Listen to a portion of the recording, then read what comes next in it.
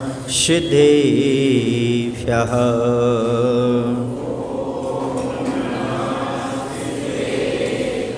ॐ नमः सिद्धेभ्यः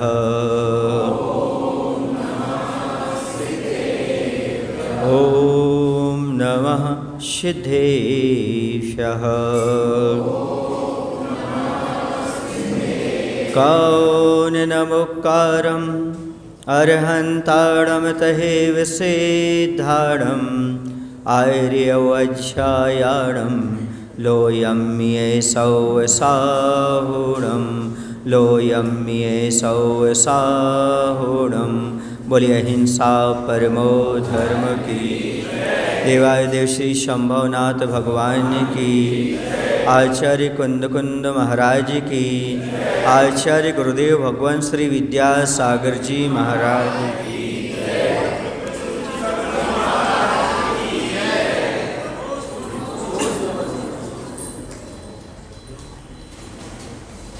कल कुछ बात कही जा रही थी कि जीव जो है वह अहंकारवश क्या क्या काम कर जाते हैं। इतना तक कि जब अहंकार का पर्दा सामने आ जाता है तो व्यक्ति ना तो गुरु को देखता है ना प्रभु को देखता है, कुछ भी अनर्थ करने के लिए तैयार हो जाता है और बाद में उसका परिणाम दुख रूप होता है, पश्चाताप रूप होता है और अपयश रूप प्राप्त होता है। जो कि हमने कल आपको बताया था, बाली मुनिराज के प्रति बदले का भाव रखने वाला रावण दशानन रोने लगा, इससे उसका नाम रावण पड़ गया। ये जीवन आपके लिए मिला है, मैं कहता हूँ काम ऐसा करो कि दुनिया में आपका नाम हो जाए। जीवन मिला है तो काम ऐसा करो कि दुनिया में तुम्हारा नाम हो जाए, या फिर दुनिया में ऐसे गुण अपनाकर अपना ऐसा नाम कमाओ कि आपके नाम से ही हर काम हो जाए। नाम लेने से आपका काम हो जाए, या तो ऐसे सद्गुण अपनाओ आप, या फिर आप ऐसे काम करो कि आपका दुनिया में नाम हो जाए। दो में से कुछ ना कुछ आपको करना होगा, वरना इस संसार में आने का कोई विशेष प्रयोजन तो नहीं लगता। यानी आपका नाम कब होगा? जब आपके अंदर सद्गुण होंगे। और आपका काम कब होगा? कब होगा आपका काम? जब आपके अंदर इतना कुछ करने की क्षमता आ जाएगी, कोई भी आपका नाम ले लेगा तो अपने आप काम हो जाएगा। नाम लेने से सारे काम हो जाते हैं। ऐसा कुछ काम कर जाओ आप, तब तो करने का कोई मायना है, वरना जीवन लेने का कोई मायना सा नहीं लगता। अब आगे कहते हैं प्रश्न नंबर 98 पर, सबसे नीचे पैराग्राफ पर, हाँ हाँ बस बस अधिक उपदेश से विराम हो माँ, मात्र दृष्टि में मत नाम हो माँ, गुणवत्ता काम की ओर भी कुछ आयाम हो माँ। अब कांटा कह रहा है हमारी बुराई बहुत हो गई। नाम में क्या रखा है? कांटा कांटा कह के हमें कोसो मत, कुछ हमारे काम भी देखा करो। अकेले आपने नाम सुन लिया, कांटे कांटे कांटे खतरनाक होते, कांटे खतरनाक होते, ऐसे कह करके आप हमारे लिए क्या मत करो, एकदम उपेक्षित मत करो। माटी की बात सुन करके कांटा कहे उठता है कि मात्र नाम की ओर ही नहीं, कुछ गुण और काम की ओर भी दृष्टिपात करना चाहिए माँ। ऐसा वह कह रहा है, क्योंकि हमने सुना है आज तक, क्या सुना है? नाम बड़ा या काम। नाम बड़ा नहीं होता, क्या बड़ा होता है? काम बड़ा होता है। एक छोटी सी आपने कहानी भी सुनी होगी, किसी का कुछ नाम रहता है और नाम रहता है तो लोग कहते हैं, उसको चिढ़ाते थे कि भाई तुम्हारा नाम तो ऐसा है और तुम्हारा काम ऐसा नहीं है।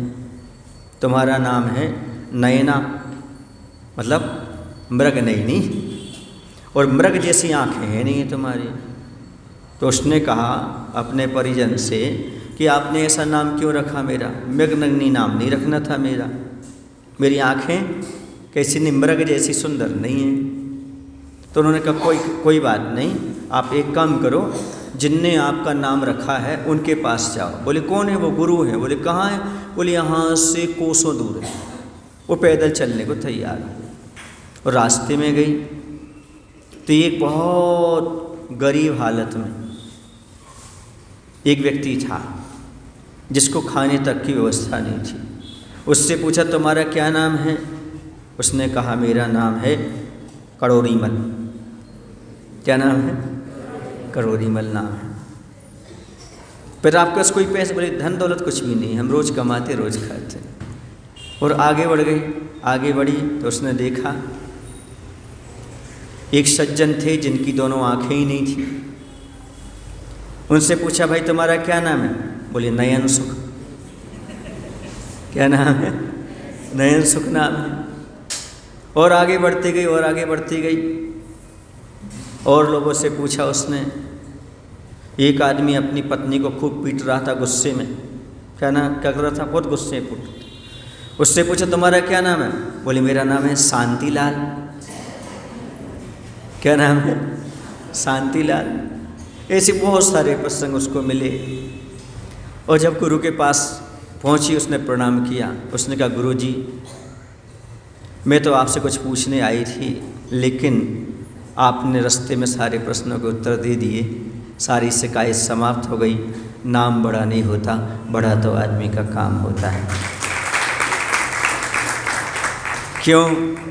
क्योंकि करोरीमल रोडपति हैं, नाम करोर है, करोरीमल है और रोडपति हैं।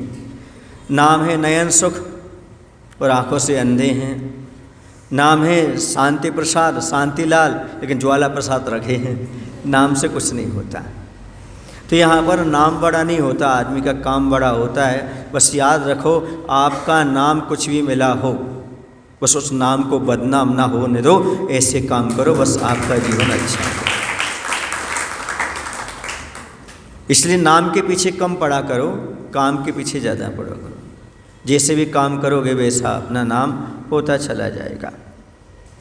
यहाँ आक्रमण हो रहा है, वहीं निकट में एक गुलाब का पौधा खड़ा है, सुरभि से महकता, और ध्वनि गूंजती है सतेज सूल दलों की ओर से की। और वहीं पर अब आक्रमण हो रहा दूसरी ओर से। इसी बीच में पास में खड़ा गुलाब के पौधे में से कांटों का दल बोल पड़ा। फिर क्या हो गया?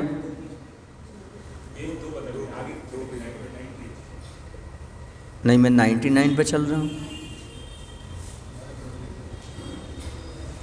यहाँ आक्रमण हो रहा है, यहीं से चल रहा हूँ ना, मैं सही चल रहा हूँ। हो सकता है उसमें कुछ पृष्ठ जोड़ दिए हों, ये पुरानी पुस्तक है, आगे पीछे होगा कुछ। हम सही चल रहे हैं, चलिए। तो यहाँ आक्रमण हो रहा है, वहीं निकट में एक गुलाब का पौधा खड़ा है, सुरभि से महकता, और ध्वनि गूंजती है सतेज सूल दलों की ओर से कि इस बात को हम स्वीकारते हैं कि दूसरों की पीड़ा शल्य में हम निमित्त अवश्य हैं, इसी कारण हम सूल हैं, तथापि सदा हमें सूल के रूप में ही देखना बड़ी भूल है। कभी कभी सूल भी अधिक कोमल होते हैं फूल से भी, और कभी कभी फूल भी अधिक कठोर होते हैं सूल से भी। समझ आई बात? वो ये कहना चाह रहे हैं कांटों के दल कि देखो, इस बात को हम स्वीकारते हैं कि दूसरों की पीड़ा और शल्य में हम निमित्त बनते हैं, कांटे छुपते हैं, ये हम मान रहे हैं। इसी कारण हम सूल कहे जाते हैं। फिर भी हमेशा हमें सूल के रूप में देखना बहुत बड़ी भूल है। हमें हमेशा आप सूल मत समझो, समझ गए? क्योंकि बहुत जगह कांटे का उपयोग होता है। आप समय भी नहीं देख सकते कांटे ना हो तो, आप वस्तु भी नहीं खरीद सकते कांटे का, आप कपड़े नहीं सिल सकते, आप दिशाओं का अनुमान नहीं लगा सकते। ऐसा नहीं कि अकेले कांटे कैसे होते हैं, हाँ कुछ कांटे बहुत कुछ काम करते हैं, ऐसा मत समझो। किसी को एकांत से उसके जीवन का आकलन करना ठीक नहीं। हर चीज़ में दो चीज़ें होती हैं, हर वस्तु में, हर व्यक्ति में दो चीज़ें होती हैं, अच्छाई भी होती हैं और बुराई भी होती हैं, दोनों चीज़ें। तो हमें एक पहलू से मत देखो। और जहाँ तक आप बात कह रहे हो तो देखो, कभी कभी जो फूल जिसकी प्रशंसा करते आप थकते नहीं हो, फूल भी कभी कभी क्या करता है, नुकसानदायी होता है। और कभी कभी फूल अच्छा काम करता है। फूल राग को बढ़ाता है, विषय वासनाओं की ओर ले जाता है, जबकि कांटे विषय वासनाओं से दूर ले जाते हैं। जोर देना पड़ रहा है। तो किसी व्यक्ति अथवा प्राणी को हमेशा एक रूप में ही देखना, यह मानव की बहुत बड़ी भूल है। हम किसी को एक ही रूप में न देखें। संसार में एक बात, हाँ अब ठीक है थोड़ा, संसार में एक बात हमेशा ध्यान रखें, वो ऐसी बात है कि आदि दुख तो दूसरे से गलत उम्मीद रखने से हो जाते हैं।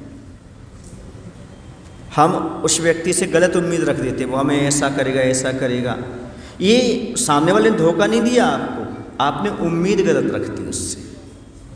तो आदि दुख तो गलत उम्मीद रखने से हो जाता है, या यूँ कहो गलत लोगों से उम्मीद रखने से हो जाता है। और दूसरा, अच्छे लोगों पर शक करने से भी आदि दुख आ जाते हैं। या तो गलत लोगों से ज़्यादा उम्मीद कर लो, या अच्छे लोगों से शक पैदा कर लो। ये दोनों चीज़ें हमें दुख पैदा करती हैं। इसलिए कभी भी व्यक्ति को एक सा नहीं समझना चाहिए। समझ आ रहा है? कभी दुनिया में गलत फहमी की कोई दवा नहीं है। हमें गलत फहमी नहीं होती, क्योंकि हम गलत फैमिली में नहीं रहते। जो गलत फैमिली में रहते हैं उन्हें गलत फहमी होती है, और जो अच्छी फैमिली में रहते हैं उनकी अच्छी फहमी रहती है। इसे गलत फैमिली में मत रखो तो गलत फहमी नहीं पड़ेगी, अच्छी फैमिली बनाओ, अच्छी फहमी बनी रहेगी। तो ये बहुत सारे दुख जो है ना, फितूर में इकट्ठे कर लिए जाते हैं, मन में कुछ का कुछ सोच लिया जाता है। और सबसे ज़्यादा रिश्ते टूटते हैं तो हम उस व्यक्ति से बात ना करके उस व्यक्ति की बात किसी दूसरे से करने लगते हैं। समझ आ रहा है? उस व्यक्ति की बात उसी से करो तो रिश्ते नहीं टूटेंगे। लेकिन जब हम उस व्यक्ति की कमजोरी को दूसरे व्यक्ति को बताने लगते हैं तो दूसरा व्यक्ति के मन में आपके प्रति प्रेम वात्सल्य समाप्त हो जाता है। जो बातें हम दूसरे के तीसरे से कहते हैं उसी दूसरे से कहीं जाएं तो आदि गलतफहमियाँ वहीं पर समाप्त हो जाती हैं। ये निश्चित है, नियम है। और कई बार ऐसा होता है, वह व्यक्ति गलत कर रहा है, उसे मालूम नहीं पड़ता, 4 लोगों को मालूम पड़ जाता है, तो गलत हो जाता है। अपने घर के दोष तीसरे को मालूम नहीं पड़ना चाहिए। अपने घर की गुप्त बात तीसरे को मालूम नहीं पड़ना चाहिए। घर की बात घर में ही रहने दें तो बहुत अच्छा रहता है। बाहर जाने वाले मज़ा लेते हैं, उसको मांजते नहीं है, साफ नहीं करते, सब मज़ा लेने के लिए बैठे हैं संसार में। कोई भी व्यक्ति सहयोग करने के लिए नहीं बैठा है, ये ध्यान रखना। और अपने दुख हर किसी को मत बताया करो। क्यों? क्योंकि दुनिया के लोग मलहम कम नमक ज़्यादा लेकर घूमते हैं। दुख रूपी घाव को दिखाओगे, मलहम एक आधी लगाएगा, लेकिन नमक सब छिड़कते चले जाएंगे, सब छिड़कते चले जाएंगे। इसलिए अपने दुख दर्द को हर किसी के सामने व्यक्त नहीं करना चाहिए। समझ गए? कभी किसी को अपने दुख दर्द मत बताओ, क्योंकि संसार में हमने ऐसा कोई बाजार नहीं देखा आज तक जो दुख खरीदता हो। ऐसा कहीं दुख खरीदने का बाजार देखा आपने? दुख खरीदने का बाजार होता तो कोई भगवान के पास नहीं आता, गुरु के पास नहीं आता। सब बाजार जाते और 1 लाख रुपया देते और सारे दुख बेच कर आ जाते। ऐसा संभव नहीं है, आज तक हुआ नहीं, ना हो सकता है। कभी सुख की प्राप्ति नहीं हो सकती और दुख हमारा कोई खरीद नहीं सकता। एक बात यहाँ पर कही जा रही, किसी व्यक्ति अथवा प्राणी को हमेशा एक रूप में देखना, यह मानव की बहुत बड़ी भूल है। कोई व्यक्ति एक रूप नहीं होता।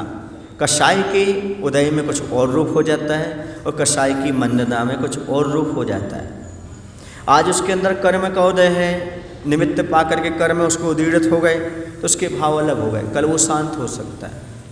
आज जो आपको गाली दे के गया था, कल हो सकता है आपसे क्षमा मांगने के मूड में हो और आप उसी मूड से देख रहे हो उसको, तो गलत है।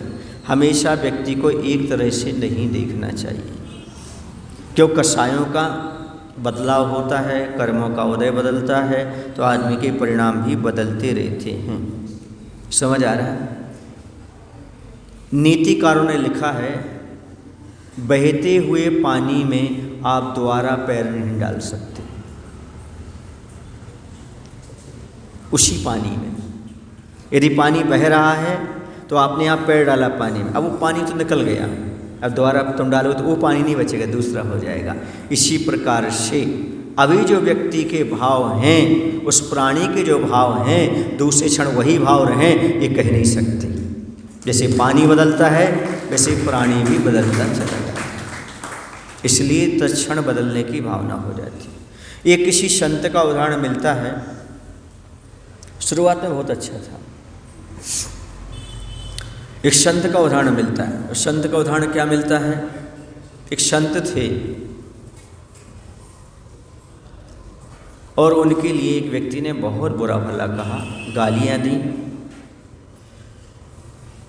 जब गालियाँ दी तो उनके शिष्यों ने कहा उसको बुलाया जाए, उसको ऐसा किया जाए। उन्होंने कहा नहीं, बिल्कुल नहीं बुलाना, कुछ नहीं कहना। दूसरे दिन वही व्यक्ति जो गाली देने वाला था स्वयं आया। स्वयं आने के बाद उसने उन महात्मा के, उन संत के पैर छुए, बोले कल हमसे गलती हो गई, क्षमा करो। उन्होंने कहा मैं तुम्हें नहीं पहचानता। बोले कैसे नहीं पहचानते? बोले तुम कल वाले व्यक्ति नहीं हो, क्योंकि कल तुम नास्तिक थे, आज तुम आस्तिक दिखाई दे रहे हो। मायने समझे इसका? आदमी नहीं बदला, उसकी परिणति बदल गई। तो हो सकता है कि आज व्यक्ति अपन को गलत दिख रहा है, ये तो समझो कि हमारे कर्म का उदय भी तो हो सकता है। व्यक्ति गलत क्यों हुआ? वर्षों से गलत क्यों नहीं हुआ? आप गलत क्यों हुआ? क्योंकि हमारे कर्म का उदय आ रहा है। वर्षों से रामचंद्र जी सीता की तलाश में रहे, खोजते रहे। जब खोजने के बाद सीता मिल गई तो तीर्थ यात्रा के बहाने जंगल में छोड़ दिया। कुछ बात समझे आप? क्या समझे? कर्म का उदय। जब सीता जी जंगल में छोड़ी गई तीर्थ यात्रा के बहाने, जबकि पेट में बच्चे हैं, गर्भवती है, उस स्थिति में छोड़ दी गई। जब सेनापति कृतांत वक्र ने उनके लिए जंगल में छोड़ा और उदास होकर के रोते हुए बोला, माते मैं तो नौकर हूँ, आपके पति की आज्ञा थी रामचंद्र जी की, इनको तीर्थ यात्रा के बहाने जंगल छोड़ दो, क्योंकि धोबी ने आप पर अपवाद लगाया था कि जब रावण के पास रह के आई हैं तो शुद्ध कैसे हो सकती है। उस समय आप होती तो शुद्ध होने के बाद कोई आरोप लगा था, आपको कैसा लगता? बस सीता ने हाथ जोड़ करके एक बात कही सेनापति से कि देखो, जब से मैं रामचंद्र जी के पास आई हूँ, मेरी शादी उनके साथ, तब से उन्हें आपत्तियाँ आ रही हैं। बस उनसे एक निवेदन है, उनसे कह देना जैसे लोक अपवाद के बस तुमने मुझे छोड़ दिया, वैसा कभी भी धर्म को मत छोड़ देना। लोगों के कहने पर धर्म को नहीं छोड़ना, ऐसी बात किन्होंने कही? श्री रामचंद्र जी ने, श्री सीता ने कही। किससे? रामचंद्र जी से कही। ये कहलाता है वास्तव में एक तत्व ज्ञान, ये कहलाता है स्वाध्याय का फल, ये कहलाता है गुरुओं की आराधना का फल। और ये तत्व ज्ञान जब हमारे पास हो जाता है तो हम आदि परिस्थितियों से बेसिस निकल जाते हैं। और उस समय सोचो रामचंद्र जी के ऊपर क्या बीती हो। रामचंद्र जी चुपचाप कमरे में जाकर रो लिए होंगे कि देखो मुझे मजबूरी बस ऐसा करना पड़ रहा है, लेकिन सीता हमारी निर्दोष थी, है और रहेगी। तो ये वर्तमान में आपको समझने की आवश्यकता है। घर गृहस्थी में रहते हुए भी इस बात को जानने की आवश्यकता है कि हम घर गृहस्थी में रहते हुए भी अपने आपस में सामंजस्य कैसे बनाएं। इस सीता की और राम की कहानी नहीं सुना रहे, ये घर घर की कहानी है। यदि ऐसी परिस्थिति हमारे आगे आ जाए तो हमें अपने परिजन को दोष नहीं देना, ये कहना मेरे कर्म का उदय है। कर्म सिद्धांत को समझो। सीता के पास कर्म सिद्धांत था, इसलिए आज दुनिया में सती सीता के नाम से प्रसिद्ध हो गई। चाहे जैन पुराण हो, चाहे वैष्णव पुराण है, सब में सीता का एक अलग ही स्थान है। समझ गए ना? उनको पूज्य स्थान प्राप्त हो गया। क्यों हो गया? क्योंकि उन्होंने अपने जीवन में कर्म सिद्धांत को समझा, किसी को दोष नहीं दिया। और हम प्रायः क्या करते हैं? दूसरे को दोष देते हैं। और जब तक दूसरे को दोष देते रहेंगे तब तक कभी भी हम सामंजस्य बना नहीं सकते। आज से एक बात अपने मन में, अपने माइंड में बना करके रखो कि जो कुछ मिलता है हमें अपने पाप पुण्य कर्म उदय से मिलता है। सामने वाला निमित्त मात्र है, उसके प्रति हमें दुर्भावना नहीं रखना चाहिए। हमेशा सद्भावना रखो। समझ आया? ये भाव अपने पास रखना चाहिए। अपने पास कोई हमारा गलत नहीं है, सब जो हैं अच्छे हैं, अच्छे रूप में हैं। हमारा कर्म ही कभी उनको अच्छा बना देता है, कभी कर्म ही उनको बुरा बना देता है। कर्म के उदय में कोई शत्रु बन जाता है, कोई मित्र बन जाता है। अच्छा व्यक्ति लगता है तो मित्र हो गया, जहाँ प्रतिकूल हो गया तो शत्रु जैसा लगता है। ये आपका परिणाम पर डिपेंड, ये काफ़ी दूर है, आवाज़ तो करेगी। इसकी दूरी काफ़ी है तो आवाज़ तो करेगी। क्योंकि जो लोग दूर रहते ना वो आवाज़ करते, जो सामने बैठे रहते वो कम आवाज़ करते। देख लेना आप यहाँ भी, इस पर्याप्त है, इस चलने बस थोड़ा सा कभी कभी डाउन हो जाता है, उसको देख लेना। परिस्थितियाँ तो परिस्थितियाँ हैं, मन स्थिति को अच्छा बनाना पड़ता है तभी काम है। और जितना तुम्हारे पुण्य में उतना मिलता है, मैं क्या कर सकता हूँ। ठीक है, चलिए आगे। प्रयास तो सब करते हैं, कोशिश सब करते हैं, कोई ऐसा नहीं कि प्रयास नहीं करते अब, लेकिन ठीक है जितना जो है। अब हाल की सिचुएशन ऐसी है, जब हाल ही ऐसे हैं तो हाल चाल क्या पूछा जाए। हर हाल में अपने मन को संभाला जाए, यही हालात अच्छे बनाने का तरीका है। तो इस बात को हमें स्वीकारना होगा, वो कह रहे हैं। और कभी कभी लगता है यहाँ पर समझो दो बातें हैं हमारे सामने, एक है राग, दूसरा है द्वेष। फूल हो गया राग और द्वेष हो गए कांटे। मोक्ष मार्ग में ना राग अच्छा है ना द्वेष अच्छा है, ना कांटे अच्छे हैं ना कांटे बुरे हैं और ना फूल अच्छे हैं। मैंने कहा था ना, फूलों से ना राग करना, कांटों से ना द्वेष, यही मिला है हमें वीतराग उपदेश। कांटा कांटा है, फूल फूल है, फूल अपनी जगह है, कांटा अपनी जगह है। हम उनकी जगह क्यों लें, हम अपनी जगह। ना किसी के प्रभाव में आओ, ना किसी के अभाव में आओ। तुम आत्मा हो, आत्मा के स्वभाव में आओ, आपकी स्वतंत्रता है। प्रभाव में दुखी मत हो, अभाव में दुखी मत हो, बल्कि अपने स्वभाव में आओ, तभी आपको सुख का अनुभव हो सकता है। और कोई दूसरा उपाय इस संसार में नहीं है। मृदु मांसल गालों से हमें छू लेती है, फूली पुष्पावली वह इस कठिन चुभम से। उस मृदुता को मृदुता की कली कली खिल उठती है, एक अपूर्व सुख शांति संवेदित हो खिलती है, खेलती है उसमें। फिर तुम ही बताओ, हम सूल कहाँ रहे, वे फूल कहाँ रहे। क्या कह रहे हैं? अब जो गुलाब का पौधा है तो उसमें कांटे लगे हैं, तो देखो जो फूल की पंखुड़ी होती है वो कई बार कांटे का स्पर्श करके खिलने लगती है। ये वासना का प्रतीक है। किसका प्रतीक है? वासना का प्रतीक है। राग कभी कभी शरीर के प्रति आकर्षण बढ़ा देता है और धीरे धीरे राग होते होते शारीरिक संबंध भी लोग स्थापित कर लेते हैं। पहले प्रेम होता है, फिर उसके बाद क्या होता है, शरीर उसको अच्छा लगने लगता है। यही बात यहाँ पर कह रहे हैं। और देखो प्राय करके आपने देखा होगा, बिल्ली होती है, जो बिल्ली होती है वह दांतों से दो काम करती है।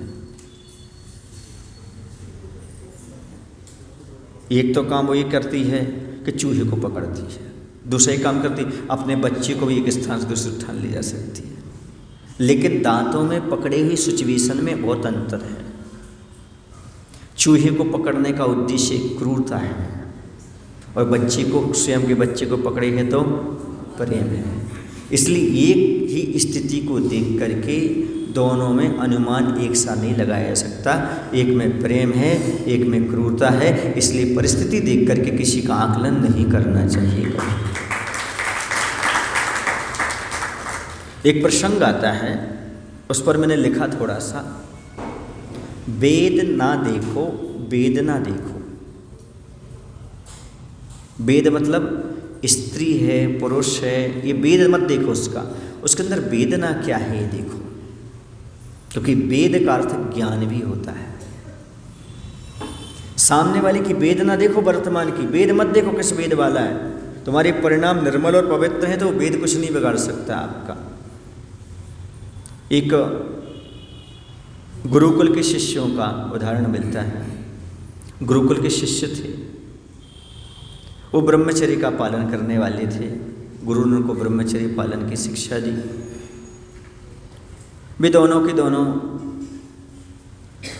जो है एक नगर से बाहर जा रहे थे।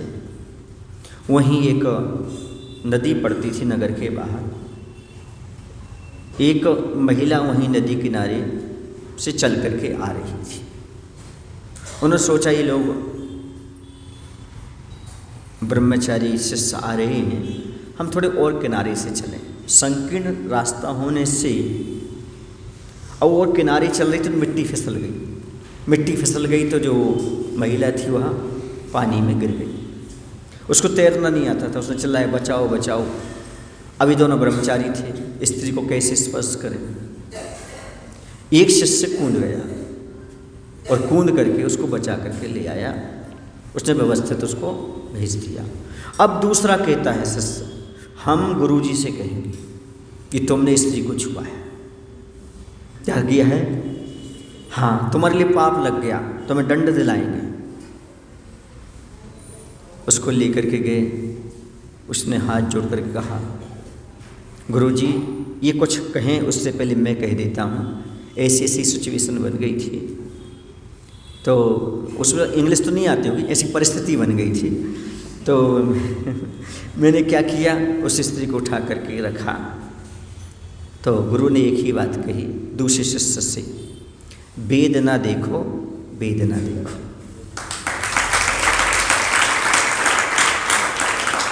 क्या इसका पाप का भाव था?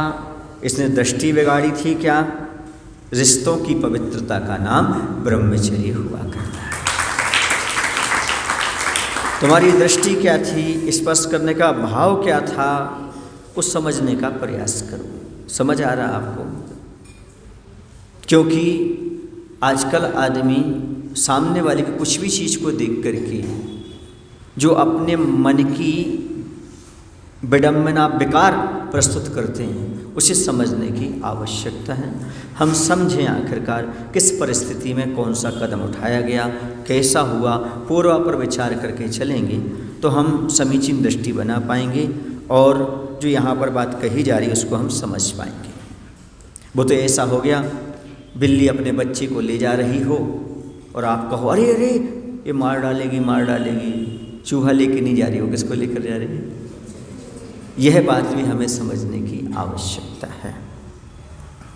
तो यहाँ पर कहा जा रहा है कि कांटे जो दूसरों के पीड़ा में कारण बनते हैं, क्या हमेशा सूल के रूप में ही रहते हैं?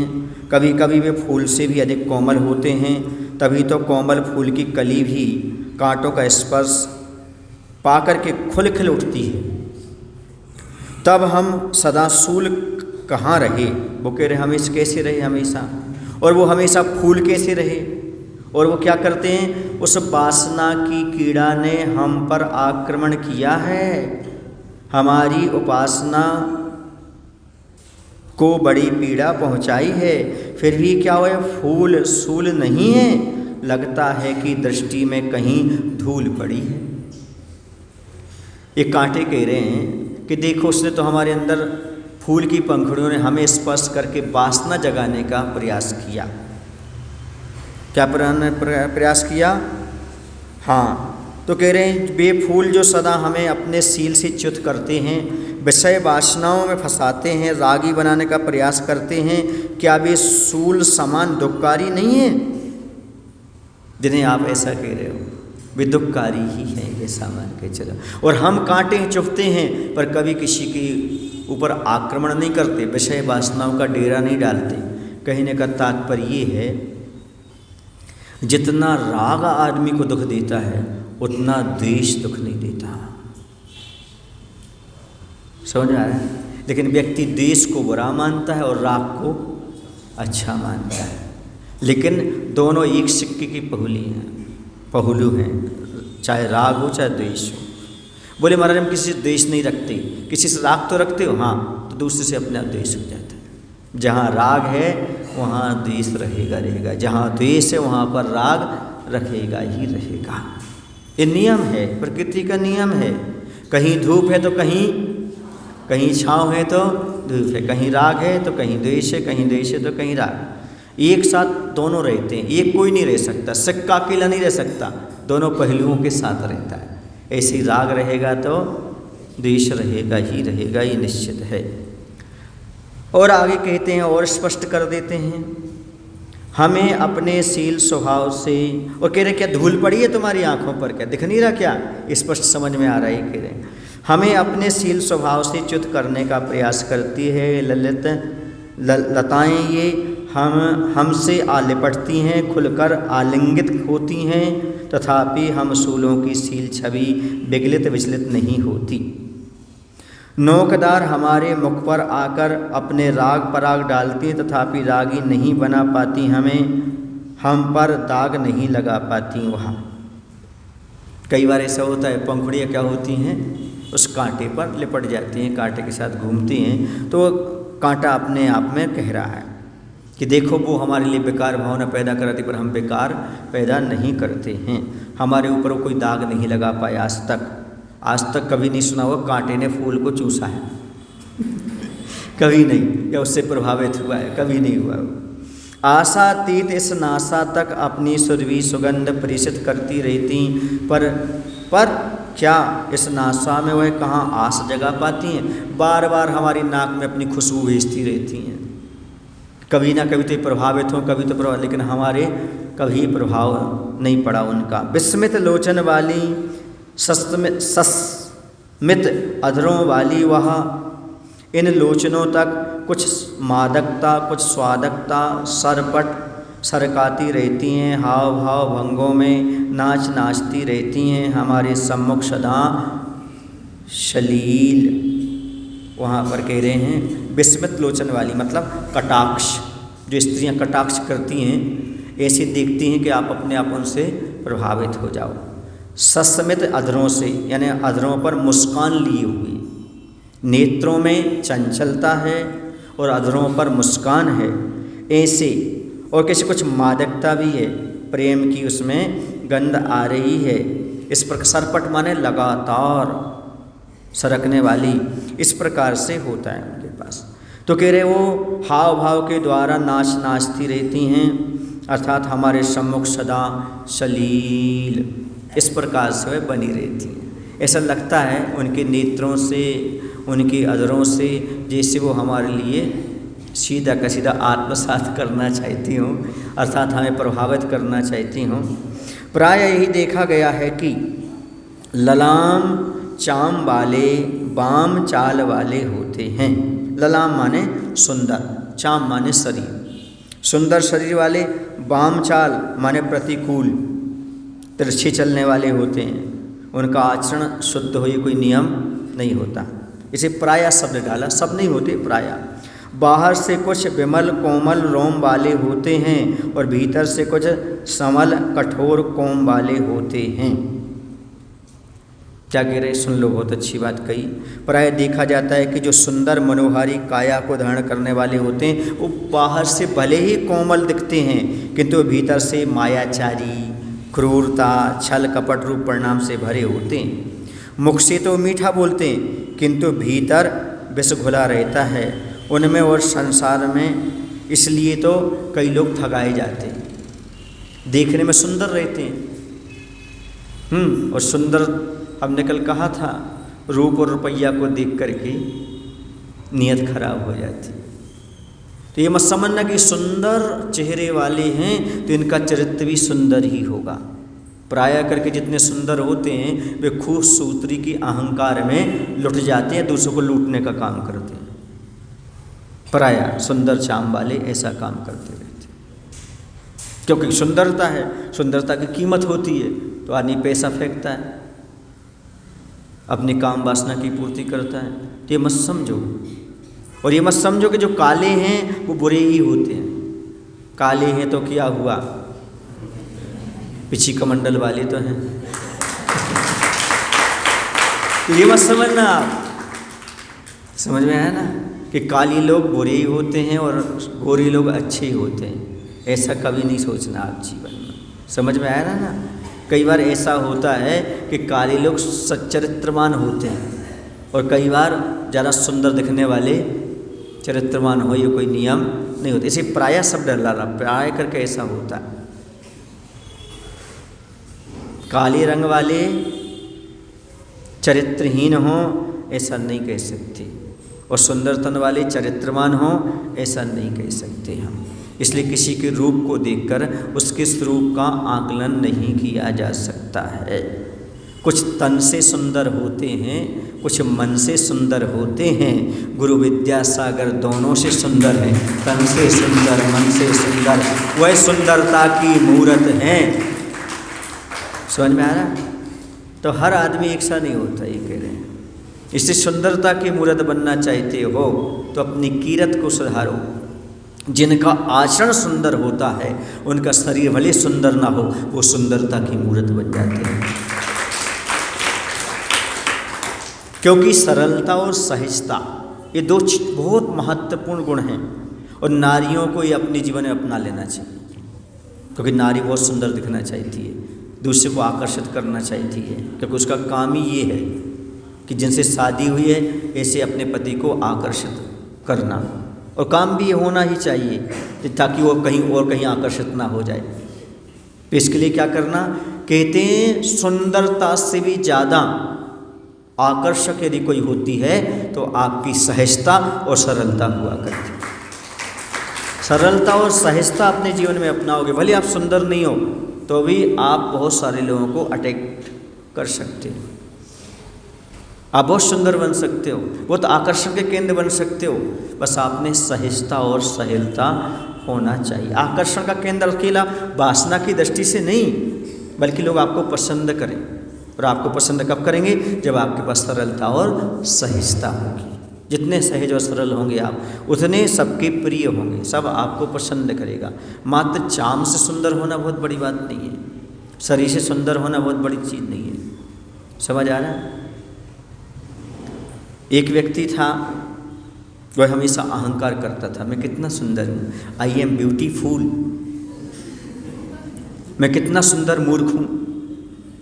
अपनी सुंदरता पर अभिमान किया करता था।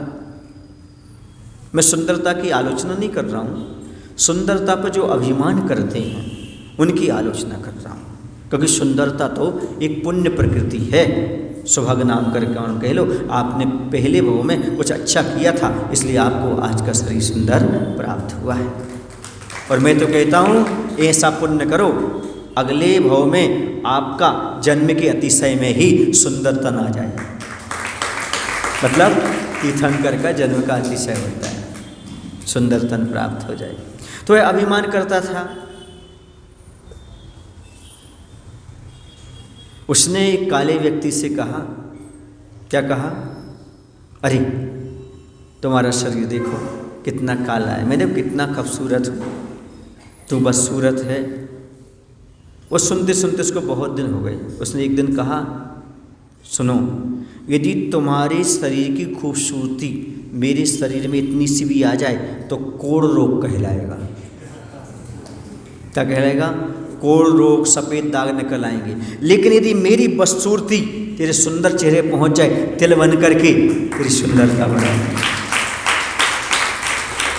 इसी सुंदर तन पर अभिमान मत करो, और काले हो तो दुखी मत हो, क्योंकि दुनिया में जितने भी ब्लैक बोर्ड हैं, दुनिया की शिक्षा जिस पर दी जाती है वो ब्लैक बोर्ड पर ही दी जाती है। तुम काले हो तो दुखी मत हो। जो भी रामायण महाभारत जो भी ग्रंथ लिखे गए सब काले अक्षरों से लिखे गए। कृष्ण भी काले थे, पारसनाथ भी सांवलिया थे। तुम क्यों घबराते हो? काले हो तो क्या हुए, किसी कमंडल वाले बन जाओ, सारा काम हो जाए। इसलिए रंग का महत्व नहीं है। मैं कहा करता हूं, काया का रंग भले ही अच्छा ना हो, अच्छे सुनना, जो अपने काले रंग पर ऐतराज करते हैं, दुखी होते हैं, तो उनसे कहना चाहता हूँ, भले काया का रंग अच्छा ना हो, पर तुम्हारे कार्य करने का ढंग अच्छा होना चाहिए। यदि आपके कार्य करने का ढंग अच्छा है तो काया का रंग कोई नहीं देखेगा, आपके कार्य की हमेशा प्रशंसा होगी, हमेशा आपके कार्य की प्रशंसा। इसलिए काया तो काया है, कार्य करने का ढंग अच्छा बनाओ अपने जीवन में। जितना कार्य आपका अच्छा होगा, आपकी काया अच्छी हो या ना हो, आपकी प्रशंसा होगी, आपका नाम होगा। ये दुनिया में बहुत कम लोग हैं जो मात्र चमड़ी से प्रेम करते हैं। ऐसे बहुत सारे लोग हैं जो आपके गुणों से प्रेम करते हैं, आपके कार्य करते हैं। देखो ना, बहुत सारे आपके जैन के रविंद्र जैन कैसे, जिनकी आँख ही नहीं, लेकिन सबसे प्रसिद्ध भजन किसका चलता है? रविंद्र जैन का। महाभारत में शायद, रामायण रविंद्र जैन का पूरा संगीत चला है, पूरे विश्व में छा गए वो। ऐसे कैसे? तो ये मत समझो कि हम ये बाहर से शरीर की जो कमी है वो, ऐसा नहीं समझो आप। ये तो कर्म के उदय से, वर्तमान के कर्म अच्छे करो, और वर्तमान के कर्म आप अच्छे करोगे तो फिर आपका भविष्य भी सुधर जाएगा, भूत भी बदल जाएगा, भविष्य भी सुधर जाएगा। वर्तमान इतना सुंदर है, सुन रहे ना? भूत तो सुंदर था, भविष्य भी सुंदर होगा। उसको सुधारो जो वर्तमान में होगा। वर्तमान को सुधारो। आप मनुष्य हो, जैनी हो, इससे सिद्ध होता है आपका भूतकाल बहुत अच्छा था और भविष्य भी अच्छा होगा। बस उसको सुधार लो। किसको? वर्तमान को सुधार लो, वो भी बहुत सुंदर होगा। क्योंकि भविष्य कोई चीज़ नहीं है, वर्तमान की गोद में जन्म लेने वाले का नाम ही भविष्य हुआ करता है। ये कांटे बहुत बड़ी शिक्षा दे रहे हैं हमारे लिए, और कह रहे हैं कि ऐसा मत समझो कि फूल बहुत सुंदर होता है, हम असुंदर हैं। इसलिए कांटों से शिक्षा लो। कांटे कितनी अच्छी बात कहते हैं, हम भी प्रकृति के अंश हैं, तुम भी प्रकृति के अंश हो। तुम भी उसी पौधे से पैदा हुए, हम भी उसी पौधा से पैदा हुए। ये दुनिया वालों, आँखों की धूल जरा झरा लो। जैसा महत्व फूल का है, उससे कहीं ज़्यादा महत्व कांटों का भी है। ये जितने दुनिया में खूबसूरती का महत्व है, सुंदर चेहरे का महत्व है, उससे ज़्यादा कहीं लाख गुना महत्व सुंदर चारित्र वालों का है। इसे सुंदर चारित्र प्राप्त करो, सुंदर शरीर को मत बनाओ। जितना समय आप लोग चेहरे को सुंदर बनाने में लगाते हो, जितना समय तुम अपने चेहरे को सुंदर बनाने में लगाते हो, यदि उसका 5% समय भी तुम चरित्र को सुंदर बनाने में लगाओ तो जीवन बहुत सुंदर हो जाएगा, आपके नाम हो जाएगा, आपका कल्याण हो जाएगा। उतना समय लगाओ तो। लेकिन अधिकांश समय 1-1 घंटे व्यक्ति सुबह से इसी में देता है।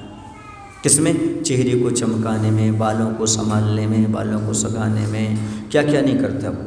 यदि इतना ही वह समय अपने चारित्र को सुधारने में लगा दे, मैं कहता हूँ दुनिया में उसने बहुत बड़ा कमाल कर लिया, जिसने चेहरे को नहीं अपने चरित्र को सुंदर बना लिया। यही यहाँ पर उपदेश का समझना, पढ़ने से मायना नहीं है, पढ़ करके हमें क्या समझना है ये समझो आप, कि हम सुंदर चेहरे वाले हैं या हम सुंदर चरित्र वाले हैं। यदि सुंदर चेहरे वाले हो तो पुराने कर्मों को सराहना कि हाँ मैंने बहुत अच्छा किया था, और यदि सुंदर चारित्र वाले हो तो अभी अपनी प्रशंसा करना कि सौभाग्य है मुझे सुंदर चारित्र प्राप्त हुआ। लेकिन चेहरा ही बहुत बड़ी चीज नहीं है। मल मनीन तन उज्ज्वल कैसे, विष रस भरा कनक घट जैसे। तन उज्ज्वल और मन गंदा फिर कैसे बनेगा? मन उज्ज्वल कैसे, तन उज्ज्वल कैसे, फिर विष रस भरा कनक घट जैसे। जैसे सोने की घड़ी में विष भरा है, पीने से क्या होगा? मरण। और एक मिट्टी का घड़ा है, उसमें क्या भरा है? पानी। जल ही जीवन है। कितना अंतर है दोनों। इसलिए अपने शरीर की सुंदरता पर ध्यान नहीं दो, अपने स्वभाव की सुंदरता पर ध्यान दो, अपने मन को सुंदर बनाओ। मैंने 7 बातें लिखी हैं बच्चियों के लिए, बेटियों के लिए।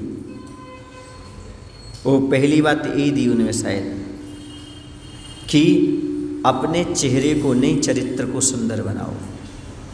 दूसरी बात ये भी दी, अपने बालों को मत संभालो, अपने विचारों को संभालो। जितना समय तुम बालों को संभालने में लगाते हो, यदि विचारों को संभालने में लगाओगे खूबसूरत हो जाओगे।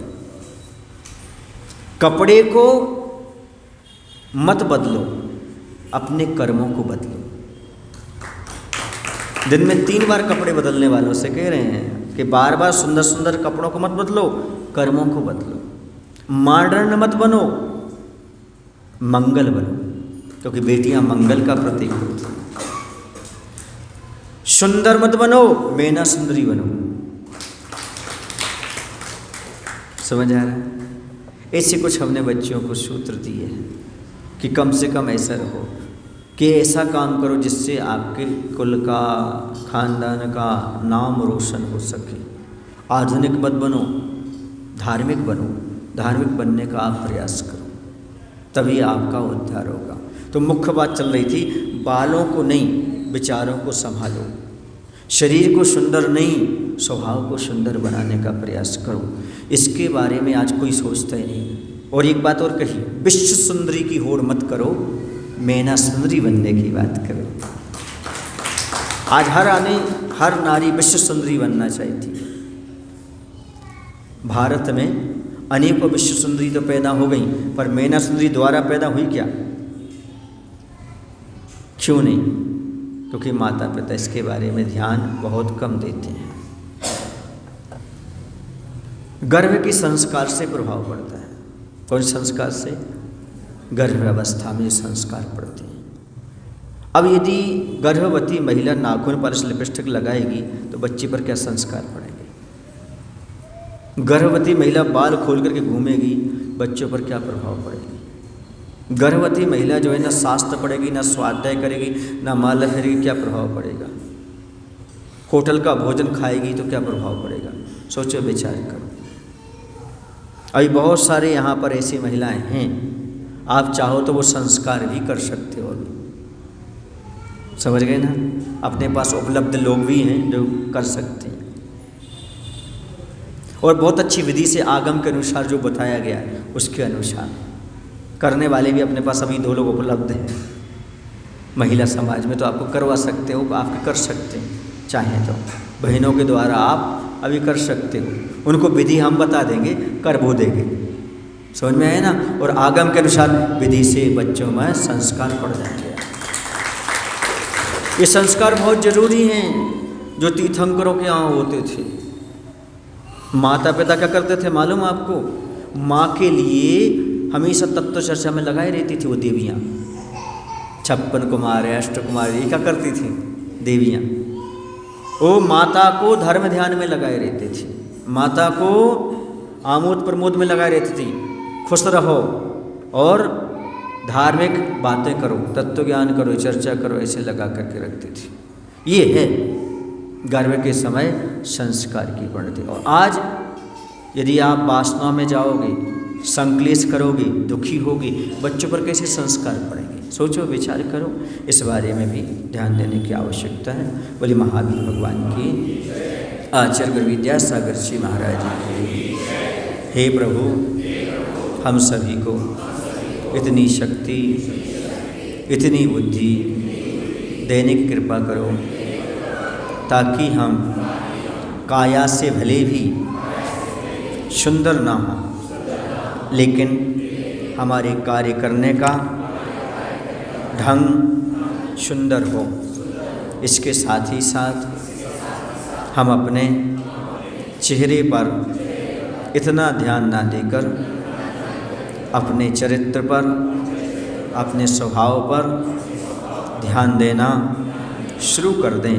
ऐसी शक्ति, ऐसी बुद्धि देने की कृपा करो। नमोस्तु जावाणी के ज्ञान ते सूझे लोकालोक, सोवाणी मस्तक धरो सदा देते हों रोज। हे जिनवाणी भारती माँ तोह जपो दिल रेन, जो तेरो शरणा